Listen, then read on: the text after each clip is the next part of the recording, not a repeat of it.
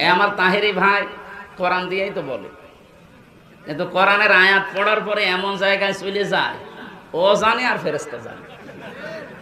আমি ব্রাহ্মণবাড়িয়ায় ছিলাম, মানে আমার 2 গ্রাম পরে মাহফিল করেছিল, আয়াত পড়লো, দেখলাম কুল হু আল্লাহু আহাদ, হে নবী আপনি বলেন আল্লাহ এক, এ পর্যন্ত ঠিক আছে। এরপরে যে কোথায় গেল আল্লাহর বান্দা, তো এই নবী কোন নবী? এ ফাতেমার বাবা, ফাতেমাকে হোসাইনের মা, হোসাইনকে কারবালা শহীদ হয়েছিল। এবার আপনাদেরকে আমি 2 ঘন্টা কারবালার কাহিনী শোনাবো। আয়াত পড়েছে কি? কুল হু আল্লাহু আহাদ, আল্লাহর একাত্মবাদের। আর তাফসীর হচ্ছে কি? তো এই যে কোরআন দিয়ে কথা বললেই সত্য কথা বলে, কথা ঠিক আছে, কিন্তু কথা কোরআনের উপরে থাকা লাগবে। আপনি যদি কোরআনের আয়াত পড়ে চলে যান এখান থেকে দিল্লি, হবে? বলেন, এই দেশে তো এইটা বেশি হয়। আমি বাইরের যতগুলো দেশ ভ্রমণ করেছি জেল থেকে বেরিয়ে, এর আগে আমি যেহেতু আকিস গ্রুপে ছিলাম, ওরা বহু দেশে আমারে নিয়েছে। ওদের তো প্রায় 75টার উপরে দেশে ব্যবসায় চলে। আমি যতগুলো দেশে গেলাম, বাংলাদেশ, ভারত, পাকিস্তান, এই 3টা দেশের সমস্যা বেশি। মান ক্বালা বিহি সাদাকা, হাদিসটা 100% সত্য। কোরআন দিয়ে কথা বললে তারা সত্য কথা বলে, কিন্তু কোরআন দিয়ে কথা তো হয় না।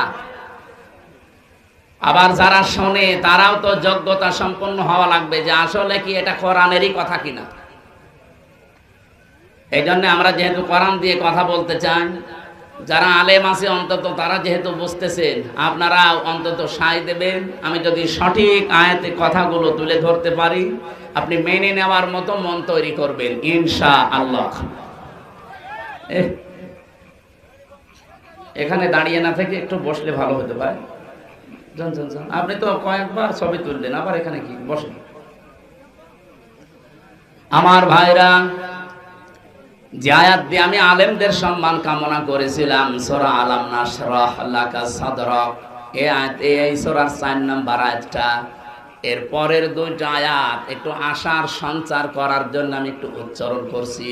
ফা ইন্না মাআল উসরি ইসরা, ইন্না মাআল উসরি ইসরা।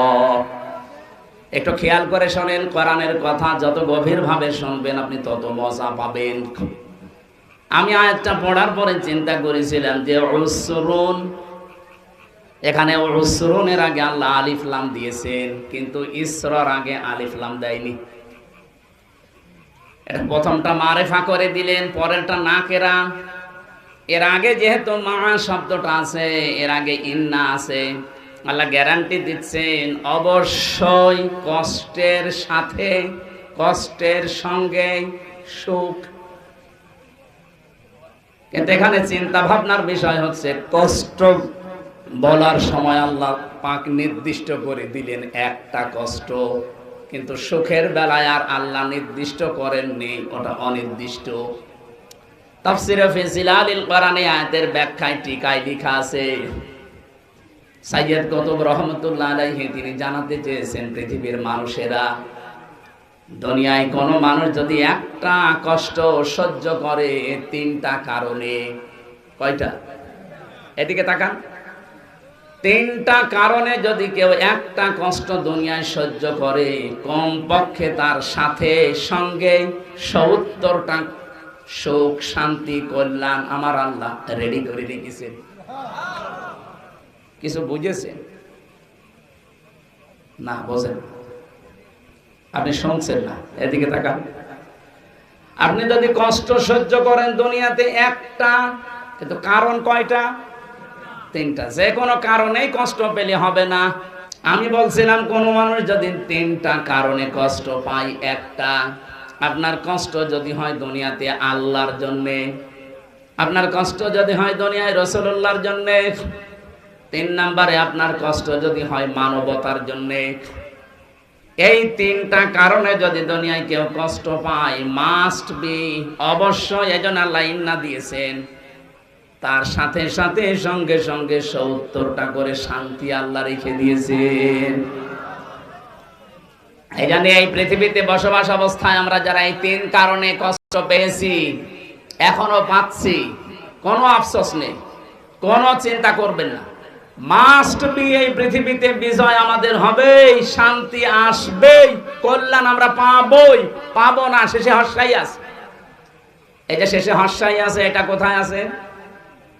সূরা বাকারা 139 নম্বর আয়াত, সূরা আলে ইমরান 139 নম্বর আয়াতে আছে, ওয়ালা তাহিনু ওয়ালা তাহজানু ওয়া আনতুমুল আ'লাউনা।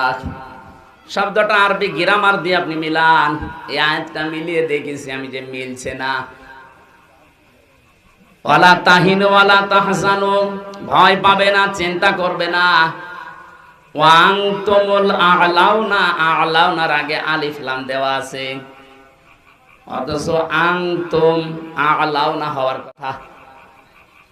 বালাগাত মানতিক অনুযায়ী, বিশেষ করে আরবি গ্রামার দিয়ে যদি আপনি আয়াতটা মিলিয়ে পড়তে চান, তাহলে আয়াত মিলছে না। সব সময় আমরা গ্রামারের নিয়ম জানি, মুবতাদা যদি মারিফা হয় খবর হবে না কেরা। অথচ এখানে আল্লাহ আলিফ লাম দিয়ে খবরকেও মারিফা বানিয়ে দিয়েছেন। আমি টিকায় পড়েছিলাম, খবর যদি কোনো সময় নাকেরা হয়, মারিফা হয়ে যায়, তাহলে ইফিদুল হাসরা, হাসরের ফায়দা দেয়, বাংলা অর্থ দাঁড়ায় হবেই। ওয়ানতুমুল আ'লাউনা, তোমরা বিজয়ী হবেই, হবে না হবেই। একটা শর্ত আল্লাহ শেষে লাগিয়েছেন, ইন কুনতুম মুমিনিন, যদি মুমিন হতে পারো। তাহলে আমাদের কোনো চিন্তা নেই, কোনো ভয় নেই, আমরা মনক্ষুণ্ণ না, হীনমন্যতায় ভোগী না। কারণ এই পৃথিবীতে আমরা বেঁচে থাকলেও লাভ, মরে গেলেও আমাদের লাভ। কোনো চিন্তা নেই, জন্য আমাদের ঈমান যাদের আছে তারা হতাশ হয় না কোনোদিন, যত কঠিন পরিস্থিতি আসুক। কারণ তারা বিশ্বাস করে এই তিনটা কারণে যদি আমি কষ্ট পেয়ে থাকি, মাস্ট বি, আল্লাহ পাক যেহেতু ইন্না লাগিয়েছেন, উনি খেলা করার জন্য দেননি, অবশ্যই কোনো কারণ আছে। এই তিনটা কারণে আমরা যারা কষ্ট দুনিয়ায় পেয়েছি, এখনো পাচ্ছি, আপনি বিশ্বাস করতে পারেন ৭০টা শান্তি, সুখ, কল্যাণ আমাদের সাথে আল্লাহ লাগিয়ে রেখেছেন।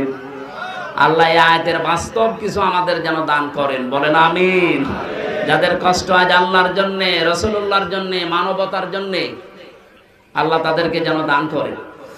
যেহেতু আমি ওই ষড়যন্ত্র নিয়ে আরম্ভ করেছিলাম, ওই কথাটা কয়েক মিনিটে বলতে চাই, এটা শিক্ষা আছে।